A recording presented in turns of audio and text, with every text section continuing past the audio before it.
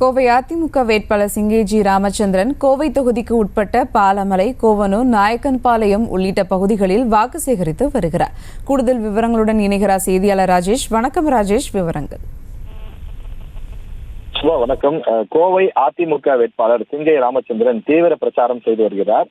குறிப்பாக கோவை தொகுதிக்கு உட்பட்ட பாலமலை, கோவனூர், நாயக்கன்பாளையம் உள்ளிட்ட பகுதிகளில் அதிமுக நிர்வாகிகள் மற்றும் கூட்டணி கட்சியினருடன் சென்று தீவிர பிரச்சாரத்தில் அவர் ஈடுபட்டு வருகின்றார். இந்த கோவனூர் அதே போல பாலமலை பகுதியை பொறுத்தவரையில ஒரு மலையின் மேல் செல்ல வேண்டும். கிட்டத்தட்ட ஒரு 7 கிலோமீட்டர் தூரம் மேலே சென்றால் அந்த மலையில வசிக்கக்கூடிய அந்த பழங்குடியின மக்கள் இருக்கின்றார்கள்.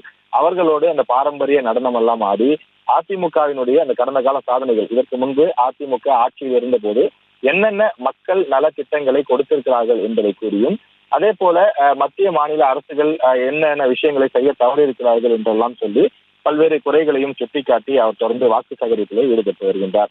சிங்கை ராமச்சந்திரனுக்கு ஆதரவாக அதிமுக சட்டமன்ற உறுப்பினர்கள், அதே போல அந்த கட்சியினுடைய மாவட்ட நிர்வாகிகள் உள்ளிட்டவரெல்லாம் சென்று அவருக்கு ஆதரவாக பிரச்சாரத்தில் ஈடுபட்டு வருகிறார்கள்.